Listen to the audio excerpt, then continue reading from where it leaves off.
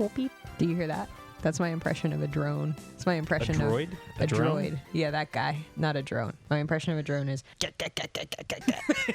my impression of a droid is beep boop beep boop beep. I want that trash can drone. What's that thing called? Beep boop. Oh, The Rorg. Glork blork. The Glork blork. Block blook. The block bloop. Blup, blup. What is it called? Beep, beep. Somebody wrote in and told us what the trash can droid was called, but I'm going to neither of us simply remember. continue calling it a trash can droid. Kate. Oh, hi, I'm Tyler. And I'm Katie. You're listening to Not-Stalgia. Kate, have you ever seen...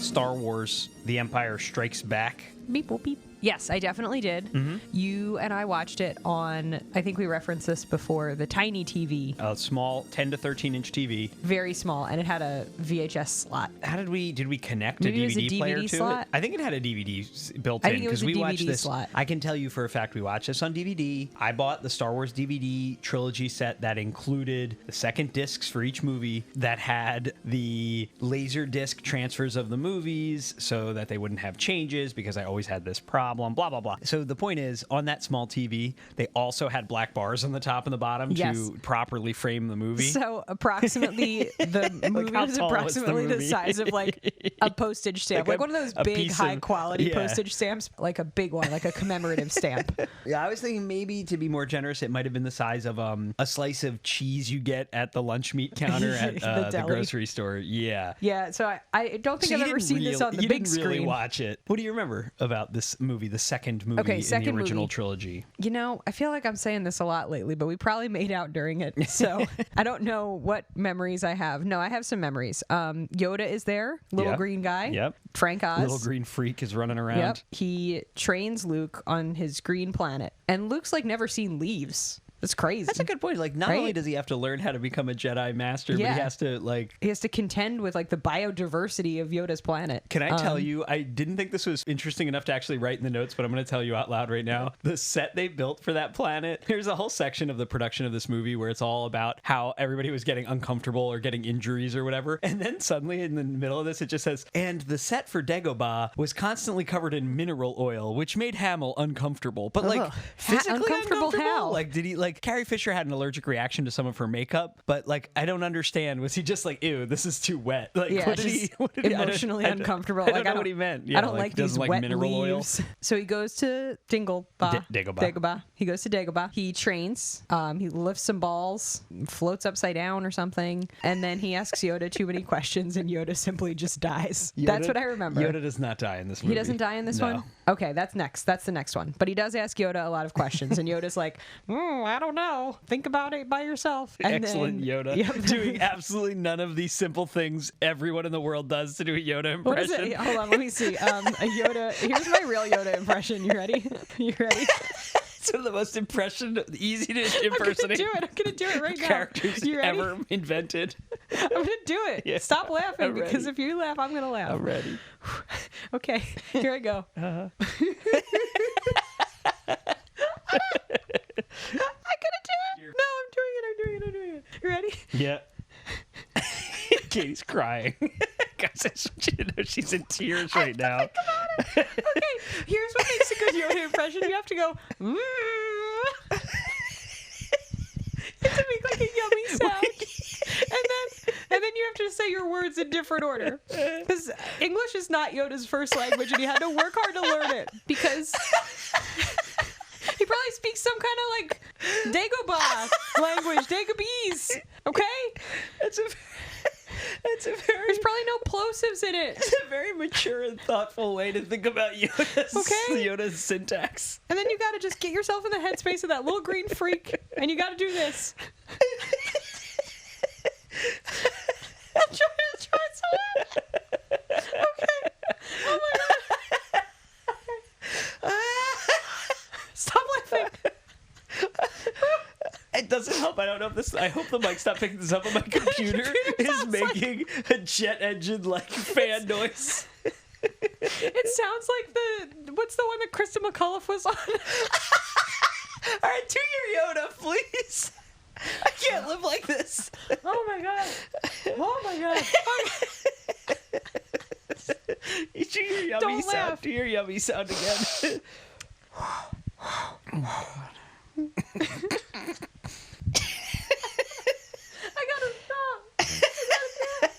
She's wiping the tears off with a sheet, guys. Okay. She took a bed sheet, just wiping her tears. Look at it, it's gonna be 5 hours long. No. We have to do it. I'd like to point out you were just giving me the side eye downstairs minutes ago because I was taking too long to prep these notes. I know. You're like, come on, get a move on. Because I knew this was gonna happen.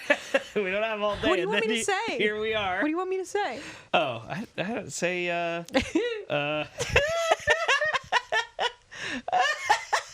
don't know. Say like, tell me that we're out of eggs. I gotta stop. I'm stuck in a loop. I'm dying. All right. I want to hear Yoda tell us we're out of eggs. Okay. I'm doing it. That was Okay, Katie that slapping herself. I would like to point out. That helped. Out of eggs we are.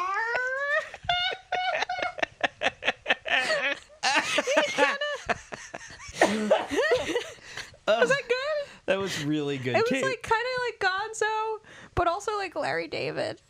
what else do you know about this movie? I think that's it. And then like our band of merry men and one coked up lady Oh. they're separated. They've gone to different places. They're on their own missions. They're doing their own thing. It's a big part of this movie. And then they get back together eventually. Okay. Maybe in the next movie. I don't know. That's all I got. That's what you remember? That's all I got. Okay, Kate, here you go. Buckle in. Okay. Star Wars, and I will die on the hill that movie was just called Star Wars. Star No Wars. numbers, no titles. Yeah. Came out in 1977. It was a massive, unexpected hit. George Lucas wanted to make sequels. In the future, he's going to start being a revisionist and saying, I was always going to make all these sequels. But he was hopeful that he would get to make sequels. As anyone would be. Right. He's a young man. Especially because Is he young? Yeah. Well, I don't know. Young-ish. Don't ask how old he was when he made this. It's the one thing that's not, it's the only piece of the English language that's not in these notes is George Lucas's age. And especially because the whole idea was he was inspired by the sci-fi theatrical serials of his youth, right? Yeah.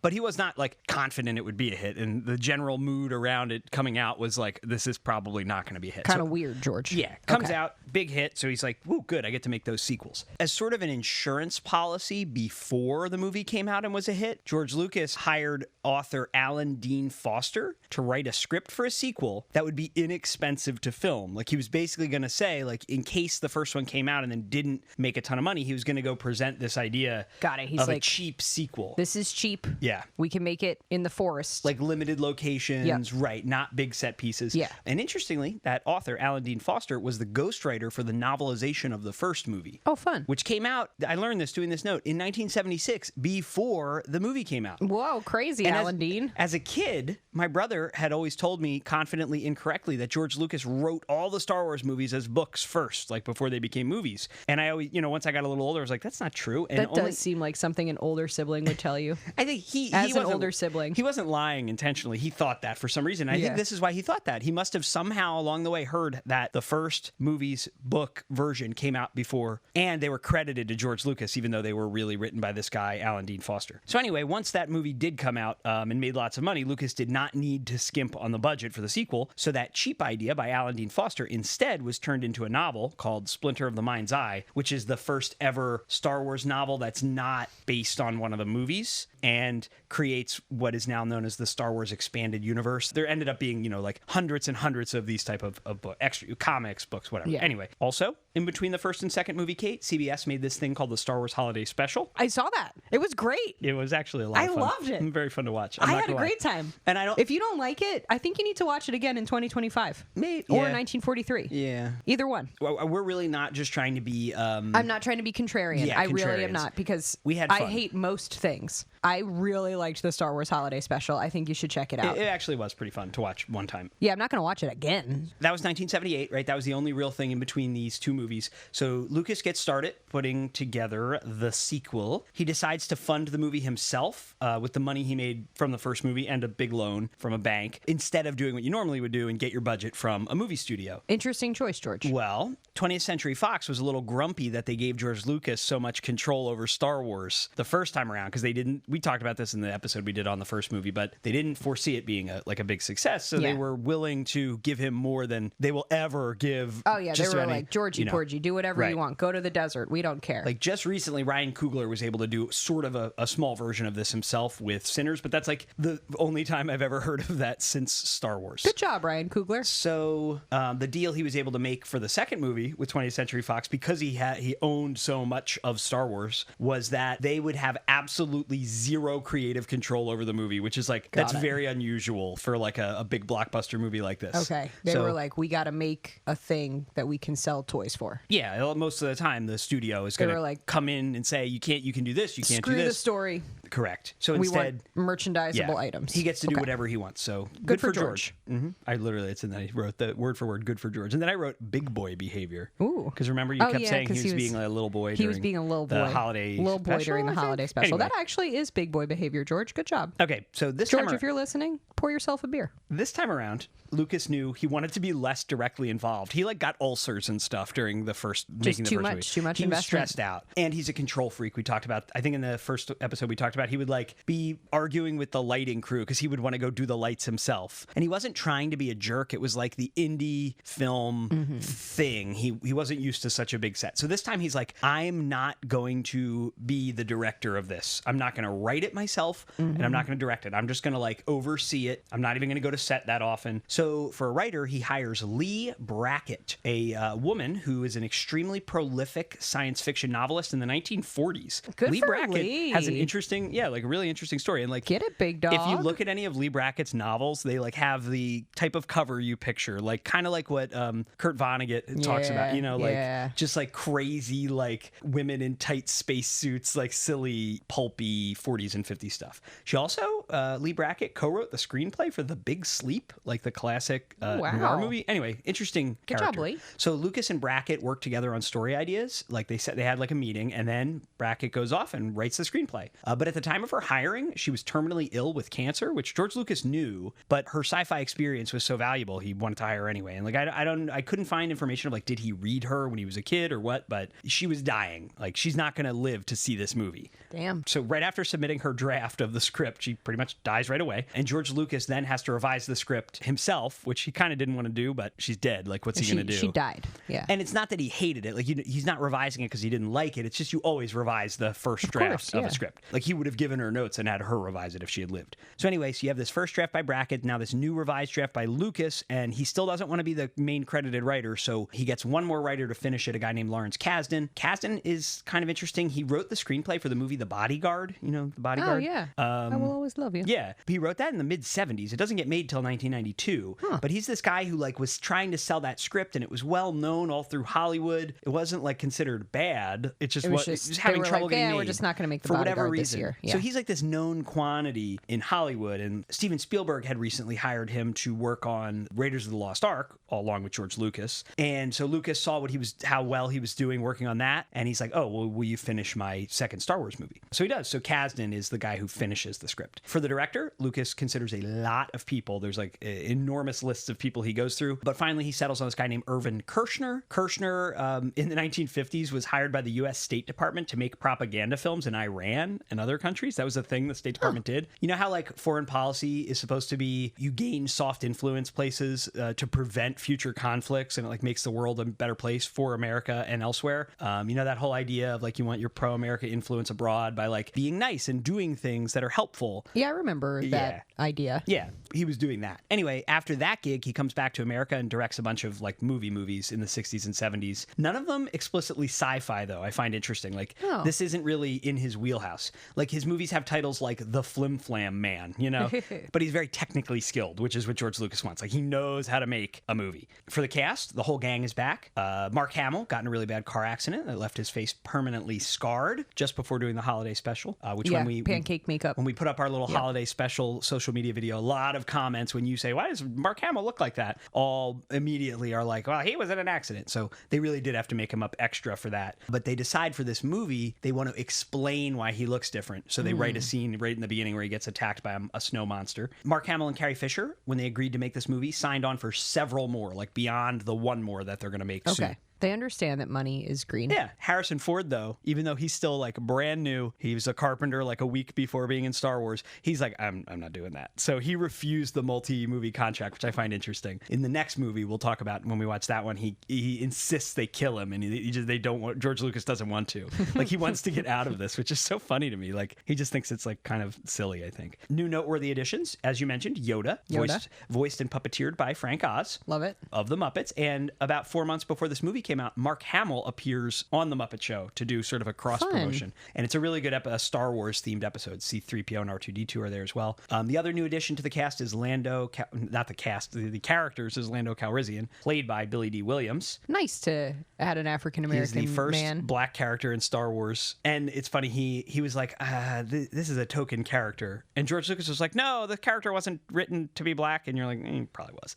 George Lucas is a liar. George Lucas. But it was good for Star Wars, and it was good for Billy D. I'm going to try to give you the short version of Billy D. Williams' life, because I really thought it was interesting. Okay. I laughed and giggled and teeheed for 5 minutes. So you can go ahead and give me the short version of Billy D. Williams' life. So he's born in 1937, grows up in Harlem throughout the 40s. His mom's an opera singer. He made his Broadway debut at age 7. Oh, wow. Then he went to the high school in Manhattan that the movie Fame is based on. Okay. Then he gets a Guggenheim grant to be a fine arts painter. And throughout that time, as his young life as a painter, to afford some of his paint supplies beyond what the grant, I guess, is paying for, he continues acting just to, he says, so that he can buy paint. Buying paint, basically, in canvases. But now he's like getting Broadway roles. So he's like, I guess I'll just be an actor, you know? So then he goes to study at the Harlem Actors Workshop under one of his teachers is Sidney Poitier, a young Sidney Poitier, sure. Youngish. Yeah. Not as young as Billy D, but so by the 1960s, he's like in a ton of Broadway. He's on TV. He then has his breakthrough role in 1971 in the made-for-TV movie Brian's Song. That's one that makes dads cry. I literally have in the notes, it's a movie, the only reason I've ever heard of it is because multiple dads I know have told me, that's the only movie that makes me cry. I've heard that from at least 3 grown men in my life growing up. Men will do anything but go to therapy. Just go to therapy. Quit watching Brian's Song and just go to therapy. The premise is Billy D. Williams and James Caan are football players, and James Caan's character gets brain cancer, I think. I don't know. I haven't seen it. But good for Billy D. Sure. Good for dads being able to cry one time. So by the time George Lucas offers this role to him for Empire Strikes Back, like, Billy D. Williams is successful. He's well known, yeah. Being in this movie takes him to another level. What else do I need to tell you? Only a couple bullet points. The snow scenes were filmed in Norway. That's the, you know how they were in Tunisia last time. Now they're going to be in Norway, although most of the movies filmed on a set in England. The production was complicated. Yes. There's lots of little stories. None of it's quite as amusing as The Wizard of Oz's complicated production. We don't have something that says, like, Carrie Fisher has a bad time. Carrie Fisher was using drugs. She probably was having a bad time. She reached the low weight of 85 pounds during the filming of this movie. No. Sweet baby. There were lots of like complicated set building problems. Like the weather was not conducive to them building the sets. Then The Shining was being filmed, and The Shining kept taking over their stages. So like they'd go to like set up their set, and like The Shining, made by Stanley Kubrick, another extremely controlling auteur, was just they're having these weird. It's funny though to think about those two movies. Just literally, like, you could go to that studio in England and like on a random day in 1979, and like here's The Shining being filmed, and here's Empire Strikes Back. That's crazy. That's crazy. You know what I mean? Crazy talk. And then there were like fires in the studio that like burnt parts of their sets. It just was bad. They went way over budget and over schedule, like triple, quadruple the days they were supposed to film. At one point, Bank of America, whoever gave George Lucas this loan, was like, you were not giving you the money now. No. And he like hid this from the crew. He's like, we're switching to bi-weekly payments instead of weekly. You know, like they were able to finagle it, but it was difficult. Crazy. And then there were multiple times where I read that there were multiple days where the whole crew, everyone on set would get ill from like smoke machines and all the crazy special effects they were doing. Amazing. Hamill specifically says he got very depressed and weird because he spends so much of the movie talking to a puppet, and he couldn't even hear, you know what I mean? It's like, kind of a weird choice. Yeah. Anyway, movie premiered on May 21st, 1980. The title on the poster is Star Wars: The Empire Strikes Back, with the word Star Wars very small. It's like The Empire Strikes Back and like a little star and a little wars. Okay. So it's really The Empire Strikes Back as the title of this movie, but this is where the numbering finally comes in. Okay. You know, I have weirdly strong feelings about the numbering. Yep. Yes, you do. So it's called Star Wars: The Empire Strikes Back on the poster and everything. You buy a ticket, that's what it says. But then when the movie starts, as you'll see, when the text crawls up the screen, it says Star Wars Episode 5, The Empire Strikes Back. That's the first time the numbering enters the picture, which is kind of cool. Like if kind you went to see this, you're like, wow, the first one didn't have other stuff happening. What does that mean? 5? How weird, you know. Obviously an homage to those old serials that you would just randomly catch one of, not having seen the others. And then when they re-released the previous movie, they add the 4 and the title A New Hope. Anyway, the movie did very well when released. At the time, sequels were generally considered to always be inferior to their originals. Like a sequel was like kind of like almost like a trashy thing. Yeah. Like they're fun, but it's like The Fly Part 2. Like, do you know what I mean? Like Son of Frankenstein, like stuff like that. Godfather 2 was Dracula's nephew. Yes, seriously. But Godfather 2 came out in 1974, and that's the movie you can point to and say that's the time a sequel finally kind of surpasses the original. This one is the next big one. Critics were a little mixed. The movie did well, but critics were kind of mixed. They were like, why is all this mineral oil on everything? The movie does have a lot of much like darker and more depressing elements. Yeah, well, welcome than the first movie. Welcome to the world. Well, it came out in 1980, and there was a big economic, not a depression, what's the thing, but a recession. This is a big recession era, like the gas rationing. 1980 was literally a moment where the economy was doing very poorly. So they actually thought this movie wouldn't do well because generally comedies do better, in escapist comedies do better, and this is like a depressing sci-fi movie. This is like face what's going on in your world, but in space.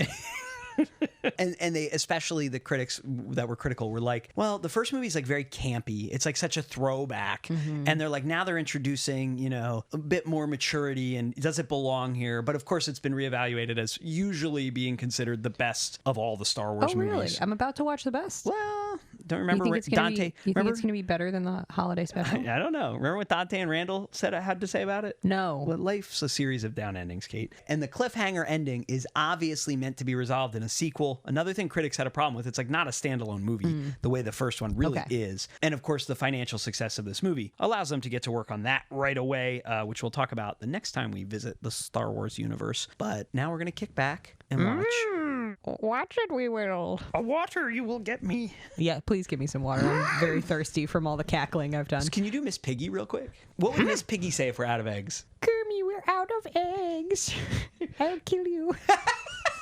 Well, yeah, she'd say that. He'd be like, well, could you go to the store and get some?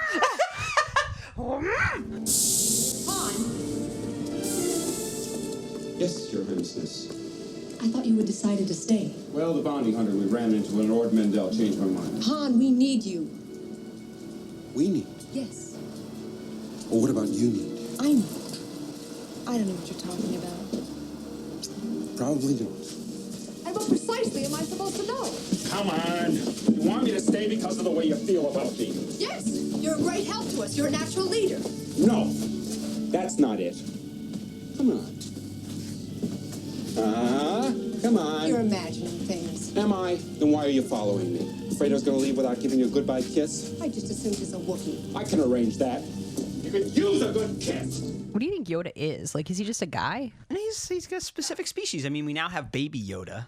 Yeah, but is he the father? And once again, Kate, we're watching Harmy's despecialized edition because George Lucas went back when he put the special editions out in 1997 and everything up. That's baby behavior, George. I agree. Baby behavior. So luckily there are archivists like this person, Harmy. We got big dog behavior from Harmy. Although, in the time since we recorded our original Star Wars episode, Disney is actually going to release their own despecialized version of the first movie, but not till 2027. Okay, so here we go. We've got the iconic John Williams score. Yep, he's here. back. He wrote some more music for this. You can't beat this little brass line right here, a little triumphant trumpet. Because, like, even if you're not into sci-fi... We have to see what's going on. It's a dark time for the rebellion. Yeah. Although the Death Star has been destroyed, Imperial troops have driven the rebel forces from their hidden base and pursued them across the galaxy. Oh. Evading the dreaded Imperial Star Fleet, a group of freedom fighters led by Luke Skywalker has established a new secret base on the remote ice world of Hoth. Well, that's in Norway. The evil Lord Darth Vader, obsessed with finding young Skywalker, has dispatched thousands of remote probes into the far reaches of space. Beep, boop, beep. I was going to say, like, the music is so good, I feel like it goes a long way to getting you to be into the movie, even if you have no interest in sci-fi. Absolutely. You're just like, yep,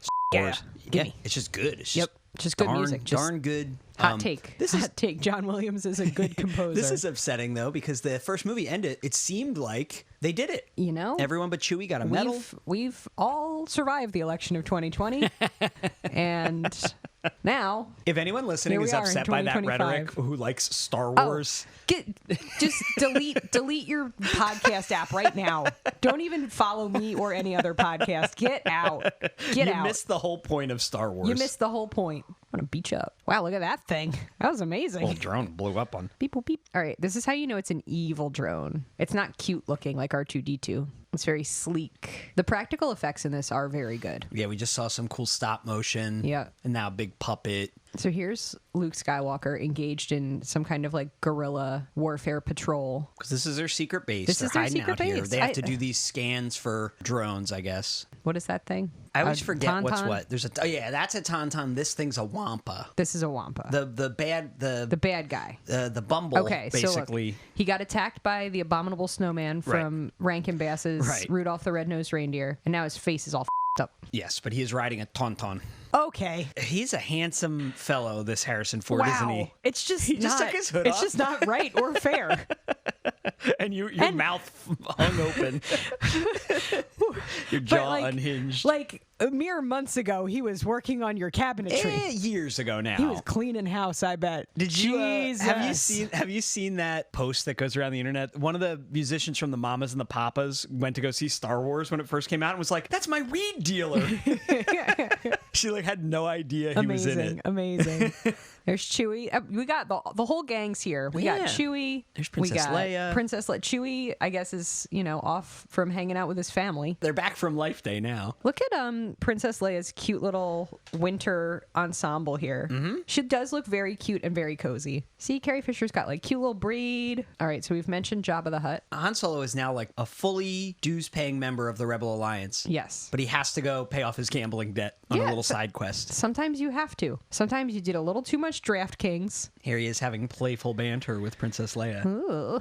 Just last week or so, we watched Mallrats, which was doing a lot of Empire Strikes Back homage. Mm-hmm. We saw Silent Bob hanging upside down. I forget. Just remind me here. Does Luke know that he can do this? He's only dabbled a little. Right? Right? We've only seen him do the bare minimum. He had that helmet on that covered his eyes so he could try to sense where things are. He has used a lightsaber before. Oh, yeah, because we had Ben. But I don't know if he has ever moved something from a distance like that. I think that was some new, because you saw it took him a while. That's kind of some new information. That he's the best one. Well, he's one. He's pretty good. He's up there. Is this the one with the Ewoks? You'll find out. I love those Ewoks. You love the Ewoks? That's interesting. They look like they'd bite you and it would hurt. Amazing. If you were anyone in the Star Wars universe, I guess you'd be an Ewok. Oh, I love that little. What is that? There's some sort of it's like a little transport some sort of vehicle item back there. Oh, it's so on the base. Flat. I love it. All right away, things are pretty dire. Luke almost gets killed by the abominable snowman. It seems like he's going to die out here of exposure. He was safer in the ice cave. Sure, yeah. I just love the juxtaposition of technology in the Star Wars universe, right? We can warp through the sky at light speed, but then we have to use this absolutely ludicrously large tracker with multiple antennas to track Luke Skywalker. I love it so much. We already have to make the decision in the first 10 minutes of the movie to lock the doors to the base and leave Han and Luke for dead. Life's tough, man. Life's tough in the Revolution. They are at war. Chewie is devastated. Look at him. Oh, wait. Who's that? Alec Guinness claims he was too sick to do this movie, but I think he just didn't want to do it. He just didn't feel like it. So he filmed for half a day on a blue screen, and I think got a percentage of the movie's gross for doing it somehow. Well, there you go. That's some very important exposition. Go to the Dagobah system. Go train with the Jedi Master who trained Obi-Wan Kenobi. He's the guy. Already, we're maybe 10, 15 minutes in. This movie is full of impossible choices. Mm-hmm. Now, interesting that they let Han Solo off the hook here, and the Tauntaun died on its own. He didn't have to kill it. Also, I think it's a better movie if they have to kill it. If he had to kill it. Han Solo operating a lightsaber, that's the only time we ever see that. Don't you want to see Han Solo with a lightsaber? I guess. I mean, he's desperate, right? I always wonder, can only Jedis use them? Yeah. I guess not. I guess it's a tool. It's a tool, And as a carpenter... He's got to hunker down. I mean, this is insane. You bring your 5-year-old to go see this, and it's here are the guts of the Tauntaun slithering out. Your 5-year-old has to understand that in war... Sometimes, when you're representing the resistance, you have to make impossible choices. Every 5-year-old should know this. All right, so we're doing a rescue mission, which I understand, right? That like Luke and Han are two very important figureheads in the Resistance. You think this is a waste of time and resources? I do think this is a waste of time and resources. If I was Princess Leia, I'd be like, well, they had a good run. How'd Han Solo stay alive all night? He is made of tougher stuff. He clearly has on a different parka, though, than Luke did. Luke had on like the daytime parka. Right. Now we got Luke in a diaper. It's really... He's having a rough go of it. He's been attacked by a snowman. What is it, a wampa? Now he's in a diaper, floating in a tube. He's got a bunion. Oh, my God. Luke, you look horrible. You look like you were in an awful car accident. Jesus. Carrie Fisher's little tendrils here have us all in a chokehold. Look at them. I was going to say her braids making me hungry for some challah. I'm concerned that I dress a little like Han Solo. You definitely do. Look at that beautiful cropped jacket he has on. Oh, no. Watch Luke here, who thought him and Princess Leia were going to be a couple. Luke's like, hey, I got injured. You guys want to stop having the most intense sexual tension I've ever seen in my life? It's a weird choice. What, the kiss? Yeah. Especially in the first movie, you can cut them some slack for anything like that. But in this one, actually, no. We don't know that they're siblings. I don't even think... Yeah, we're not going to learn that this movie. No. I don't even think they decided that It's just a weird yet. choice. She's just like displacing her aggression. Princess Leia, go to therapy. John Williams back on his bull with this Imperial March. Do you think that's the most iconic movie score of all time? Like, what do you think? That's a great question, but yeah, probably, right? Right. There's other good stuff out there, It's but... probably one of the most iconic pieces of music of the 20th century, I would say. Yeah, for sure. This is what I want. I want Han and Chewie screaming because they're not repairing their ship correctly. God, Mark Hamill's absolutely whack 70s hair here. It's just like a helmet. Look at it. Did Luke just scratch Chewbacca like a dog? It's like, you know, how you touch your friend on the face when you love them. I think it's more that. Whoa. All right. These two men just shared like an unspoken, beautiful, telepathic moment of like, hey, I really appreciate you shoving me inside the carcass of that tauntaun. I wouldn't have made it without you, friend, emotionally or physically. Say what you will about Darth Vader. He understands the power of theater. Look at him. He's inside that big black egg. He doesn't have to go this hard, but he does. He does. The Empire has an unlimited budget. He can do as much weird as he wants. Darth Vader's new ballroom is going to be absolutely crazy. Oh, God. Okay, so he can choke you force via choke Zoom. you via Zoom. That's power. You know, we don't like Darth Vader, but I do respect that he gets his own hands dirty from time to time, you know? Princess Leia, woman in STEM. They know what the audience wants. They're just going to give us a cool battle They're right gonna away. give us pew-pews. Snow battle. C-3PO is just like or R2-D2. You can't speak his language, but he's just like, what the I'm getting hit by snowballs. A little snow land on his head. He's just a little guy. It's not his fault. He's done. They're correct. This is kind of a grim movie, you know? I mean, a lot of guys died in the battle with the Death Star last time, but at least that was at the end. Yeah, Luke Skywalker has to do this whole battle now with Dak being dead behind him. This does seem like a big flaw in the design of these. Sure, yeah. I always forget if they're AT-ATs or AT-ATs. Just big legs that could get tied up by a cable. But I don't know. It's a good allegory for like how the Resistance has to do these things, right? Like they're only able to survive by like improvising and like using their wits in a way that like the Empire doesn't have to. They got to be scrappy, and I respect that. I just love watching R2-D2 get lifted up by a magnet. I know, he's so cute. Just his little he's legs such a little dangling. cutie. I love him so much. A lot of shooting. Say what you want about the Empire, but they do have some absolute fire uniforms. Yeah, these snow guys with like the long face things. Shield. Kate. Some of their uniforms are really nice. If his friend wasn't dead yet, he really was dead now. By got that big squished. Foot. All right, buddy. War is a series of impossible choices. This is a dad in 1980 taking their kid, talking about their experience in Vietnam. This is making me hungry for popcorn. Oh, yeah, this is a good popcorn movie for sure. Luckily for everyone listening, we do not have any popcorn right now to be munching and crunching into these microphones. I wish I had my popcorn. Hey, look, Luke really, talk about getting your hands dirty. Oh, yeah. He's in it. He's not just a figurehead. And remember, every one of these things they blow up is filled with Empire bootlickers. C-3PO's little run is iconic.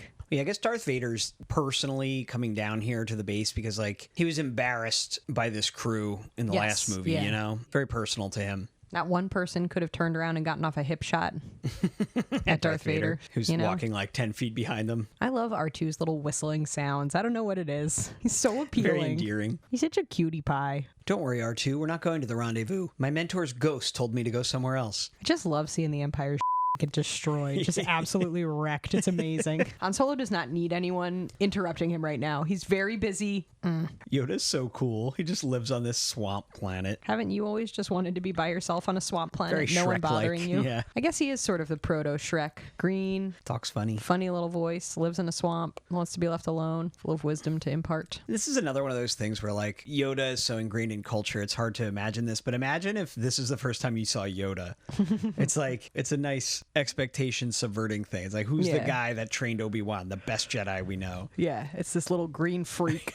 Right. R2's out here playing little tricks. I didn't drown. It's okay. Beep boop. It's amazing. A lot of mist. Cool that he's so waterproof. Hey, you got that classic R2-D2 scream. I love an R2-D2 scream, and I love seeing Yoda's tiny shadowy figure running in the background through the mist, just giving little grunts. Not his typical, quote, yummy sound. R2 just barfed. That was amazing. He really did. He was just like, he opened up a slat in his head and just black vomit came out. It was amazing. Black blood throw up. There's Lord Vader doing his skincare routine. It's the first time you've ever seen the back of his head. Yeah, he's scarred up. I'm going back in my egg now. Do not bother me. He's just chilling. No one in this movie can catch a break for more than a second. These two. Just trying to fix the ship. Just like how like ambiently hairy Yoda is. He's just like an old dude with like hair growing out of his ears. Yeah. I love that. He just started eating out of Luke Skywalker's snackle box. It literally is a snackle box. Yoda's just beating R2-D2 with his cane. It's incredible. Right? There's nothing I love more than a little freak who kind of plays little jokes on you. Yeah. Right? Where he's like, I'll take you to Master Yoda. He won't admit that he's Yoda yet. There is literally a war on. Luke Skywalker needs to get as powerful as possible, as quickly as possible. And this little guy's like, hee, I'll take you to him. I love that level of mischief.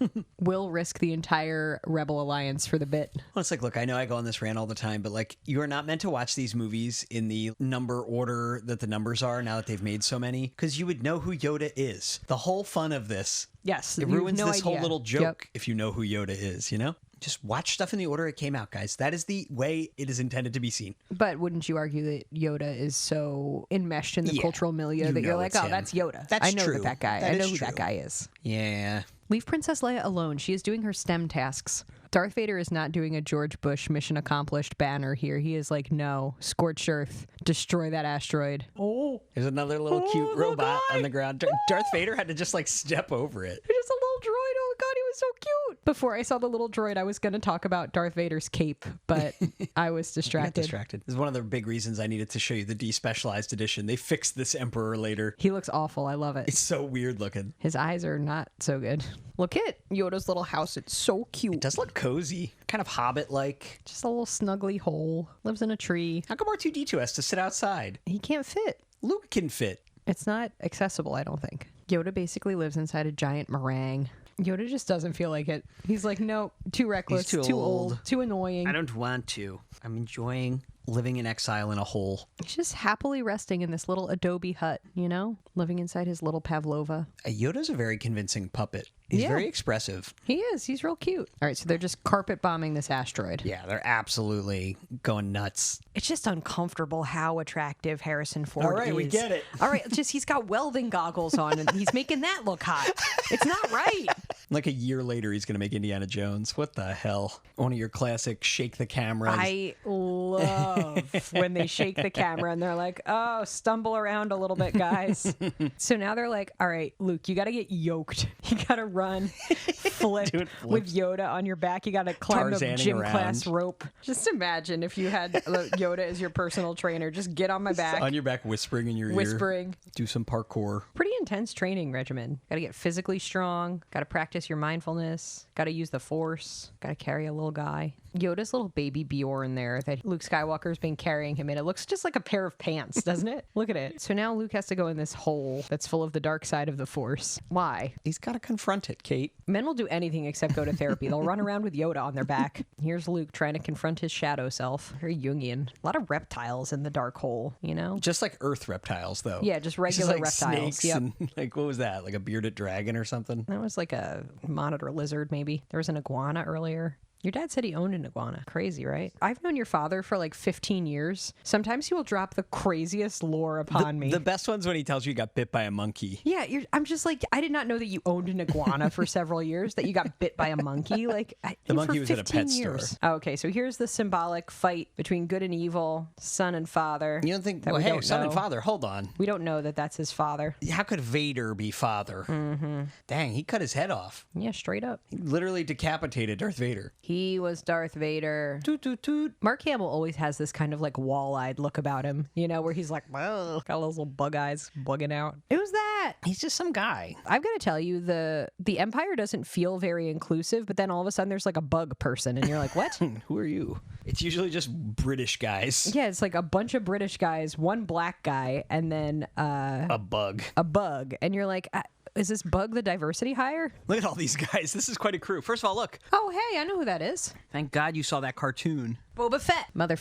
All those guys were bounty hunters. They're not even normal Empire guys. They had to hire out. Well, because obviously the Empire is incompetent. They fired all the people who know how to do anything. And like, I imagine before Vader, the regular Empire was like inefficient, but maybe had some people who like had a little moral fiber. But after that, now that they've fired everyone who knows how to do anything and would potentially stand up to them. They probably fired these guys who now are the bounty hunters and they have to hire them back at a higher contractor rate. Yeah, it does feel like the Empire should have been able to crush them. Right? No, but it's that thing where like they've made the lives of so many people that they're ruling over in the universe so miserable. They've caused the Rebel Alliance themselves. Yes. They've created their own Rebel Alliance. Right. Like they created the resistance. You can't demoralize so many people that you're ruling over so much and not expect this to happen. It's actually great though, like seeing these guys be scared of Darth Vader, these Empire guys, because like, you know, this is what's going to happen. So now not only does Luke have to train to use the Force, he's also doing like a little Cirque du Soleil, balancing Yoda and doing a handstand at the same time. And mentally lifting a rock. And placing it down, right? Like he's learning how to like finesse this, right?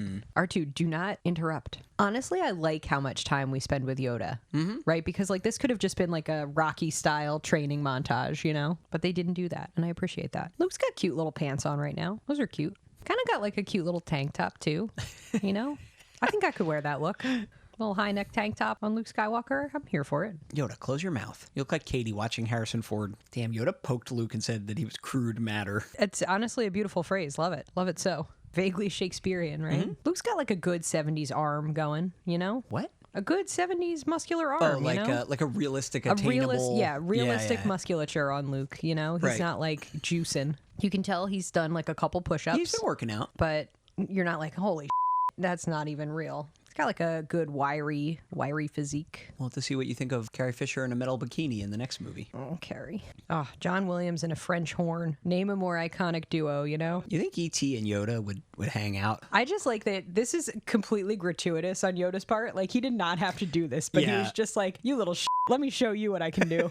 I just really like that. I appreciate that. Now he's got to go take a nap and eat a little pot of soup. Oh, definitely. He's got to recharge. Yoda's out here dispensing his pearls of wisdom. You can see how Mark Hamill would go a little crazy, though. Yeah, you got to talk to that little green freak. It's R2-D2 and Yoda. That's it. Like, he doesn't get to see any other human in his scenes. I think it would make me a little sad. Meanwhile, he's like looking over at whatever the other days of filming he's not there, and it's just Harrison Ford and Princess Leia just getting to like smooch over and over again. Yep. Look at Chewbacca's little stylish bag. Princess Leia just shutting off C-3PO mid-sentence without his consent really raises a lot of interesting questions. Yeah, it's not great. You know what's even more distracting than Luke's scar? Han Solo's chin scar. Look at it. Yeah, but he had it originally, so I guess they don't have to explain it. And it fits his character. It does. Yeah, he's a scoundrel. Didn't Han Solo get that when he was robbing a circus train or something as a kid? Uh-oh. Got him. Here's Boba Fett. Boba Fett's Bounty pretty hunter. cool. You have to admit. Look at that guy. He's got an iconic look. Cool ship, too.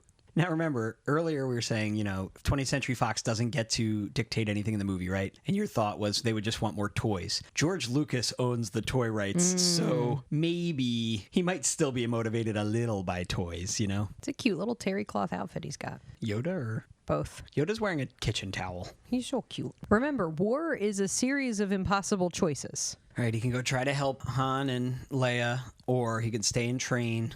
Do you want to save the girl or save the world? Billy D. Williams is also a handsome man. Look at him in his little capes. Loves a cape. It's like when you meet up with an old friend from college and they're like practicing law or they're like in charge of something really important and you're like, I have seen you drink liquor out of an Ugg boot. You know? How is Lando Calrissian in charge of an outpost? Yeah. Do you think after I die, I'm going to come back as a Force ghost? Yeah, to bother me. To tell me I didn't fill up the gas tank soon enough. Hey, why is the gas at 1/4 tank? I like that Obi-Wan's Force ghost is like kind of small, so he's in proportion to Yoda. Off to eat my soup. Who? What? No, there is another. This is a classic example of these movies. Supposedly, they didn't fully know who they were referring to in that line. Okay, but like who? And I think it's still unclear, personally. We'll revisit that in the next movie. Who do you think taught Carrie Fisher to do all these fun hairstyles? Or who do you think taught Princess Leia to do all these fun hairstyles? You know, she would have been having it done as a princess, but she's been on her own. How would you describe this one? It's sort of like two round pretzel braids that you'd get from Wawa. Reminds me of how you would like draw a dog's ears. She did get her forehead kiss, which is great. See, war is not all terror. It's all girls want, a little forehead kiss. Carrie Fisher's kind of got this great like quilted vest with like a long panel situation, and it's really cool. I would wear that unironically. Carrie Fisher is so tiny also. Well, it doesn't help that she's standing next to Chewbacca, but yeah, even next to... But she's such a bitty This doesn't person. seem right. Yeah, look at her next to Harrison Ford and Billy D. Williams. Well, you mentioned she also is like 85 pounds here, which is very bad. Shouldn't affect her height. Did Darth Vader just block laser blasts with his hands? Yeah. That's pretty cool. All right, so not so good. Yeah, they got double-crossed. He really did have no choice. What was he supposed to do? War is a series of impossible choices, Tyler. Hey, Kate, did you know War is a series of impossible choices? So they have Chewbacca kind of in this sonic prison. They're doing some un-Geneva Convention approved torture, I think. I feel bad for him. You know who I feel bad for? Lumpy, Itchy. Oh, yeah. What do you think Lumpy... Bettina. What's his wife's name? Nala? Nola? Mala. Mala. What do you think Lumpy, Nala, and Itchy are doing right now? Yeah, I think Mala remarried Art Carney. If you do know that he has a family waiting for him at home, it does make all of this all the worse. Also, the fact that they just they let him bring his severed limbed friend. They were like, yeah, you can bring this toy in with you. That's nice. Maybe they let him bring C-3PO in with him. Maybe they're not against the Geneva Convention. Every prisoner's allowed one toy. Oh my God. It's grim, Tyler. It's like Harrison Ford or Han Solo is in there screaming at the top of his lungs while being tortured by some sort of heat laser. Men were different back then. Yeah, Han Solo tortured absolutely horrifically for a while. Comes in, I feel terrible. This is not Billy D. Williams' fault. Yeah, Harrison Ford's like, you're a real hero. One movie ago, Harrison Ford just went through this transformation from scoundrel to hero. Now he expects everyone to have as much personal growth as him as quickly as him. We all grow at different rates, Han. You know what? I don't know if they talk about this enough, but this whole carbon freezing carbonite thing, Lando's like, we've never used this on a living being before. We don't know if they'll survive. It seems like this is a huge step forward in scientific discovery once they find out you can freeze and unfreeze someone successfully. Also, with C-3PO on Chewbacca's back, interesting that two of our characters spend time as backpacks in this movie. Does Chewbacca kill a couple of these stormtroopers? Yeah. Darth Vader's like, it's fine. Damn. Yeah. Here's some smooching. I have to say, Han Solo is facing almost certain death here, right? He's really handling it with significant aplomb. You know what I mean? I think his life as a scoundrel really prepared him well for this. I think he accepted years ago that he could die at any minute. Life's short. Anything that you get after, a certain point is just gravy. I think that attitude has served him well in his recent turn towards the Rebel Alliance. Right. Then he just fired off his I know. He couldn't even give her an I love you too. Right before he dies, presumably. You got Princess Leia screaming, it's a trap in this movie before it will be made famous by Admiral Akbar in the next. A lot of good lighting here. Yeah, Darth Vader's lucky this mining planet is so moody looking. It fits his aesthetic perfectly for this confrontation. All right, they're about to fight age versus youth. I mean, look at this. Impetuousness versus wisdom, I guess. I don't know. Darth Vader's holding them off with a one-handed lightsaber hold for a while there. He's showing strong. off. He's strong. Luke should have stayed and trained, man. Doesn't R2 have a little turbo boost he can use? Kind of slowing him down a little bit. R2's just freaking. I'm full of surprises. Knocks his lightsaber out of his hand immediately. That was surprising. Not the carbonite pit. Whoa. That jump. He just shot up like a rocket. Absolutely insane. Luke really should have oiled himself up a little bit. More slippery? Yeah. Mineral oil? Yeah. He should have fought nude. Big battle here. Lots of smoke, lots of fog, people getting sick. He really should have just jumped on him, stabbed him right through the face multiple times. Even in his dream cave vision, he took the head, you know? Right, you gotta take the head. Darth Vader's not good at sneaking because he breathes so heavily. The thuds while some of these things Darth Vader's throwing at Luke. I just keep buffeting him with It's amazing. He got sucked out. I just love that Princess Leia is lighting up these stormtroopers. I'm here for it. There's a new feature of R2. He just shoots out smoke. He barfed earlier, so Vader's getting tired. He's throwing big swings. I just love that he's chased Luke to the most theatrical possible place for this confrontation. Of course. Vader has cut off Luke Skywalker's hand, but it clearly is just like balled up in his sleeve. Stop it. Don't ruin the fun. It is overkill. Like, he just needed to knock the lightsaber out of his hand. That's a big reveal. That is a big reveal. Pretty dope. Can you just imagine being in a theater with that reveal? Interesting that Darth Vader refers to it as the dark side. You know, a lot of times the bad guys won't acknowledge that they're the bad guys. That's true. He's like, the dark side's great. Come to the dark side. Just had a terrible interaction with my son. Bring me my shuttle.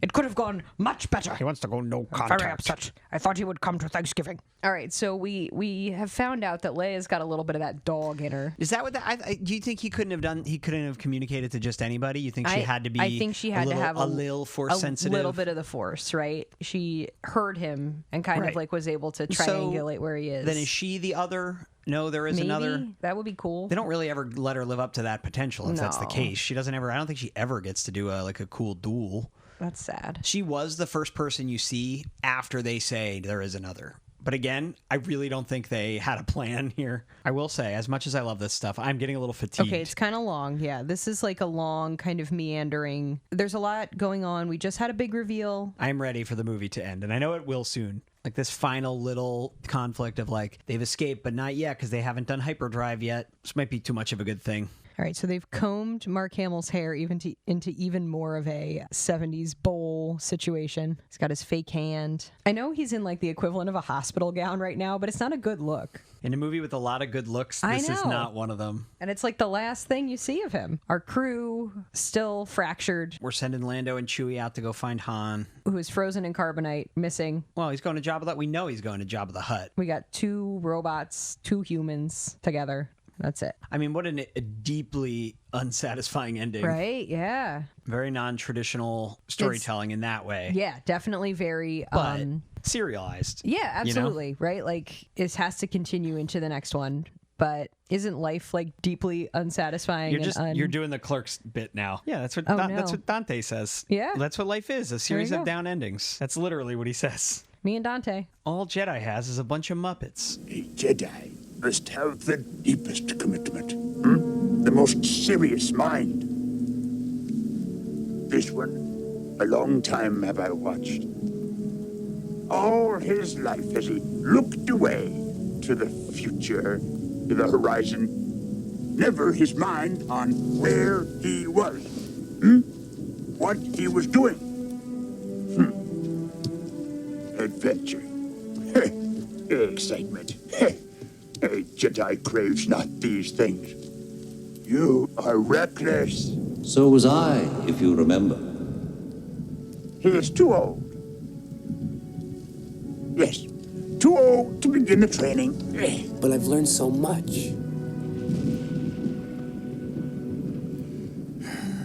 Well, hey, I'm glad that all those guys there just got credits as opposed to in the Star Wars Holiday Special when it's like starring Mark Hamill and R2-D2. And you're like, oh, buddy, like the droids didn't get credit. So, what'd you think? What'd you think? This podcast is all about what you think. It is. It's all about me. I mean, lots of elements to love. I see where the critics are coming from. That this movie's, it's a bummer, man. It's a bummer.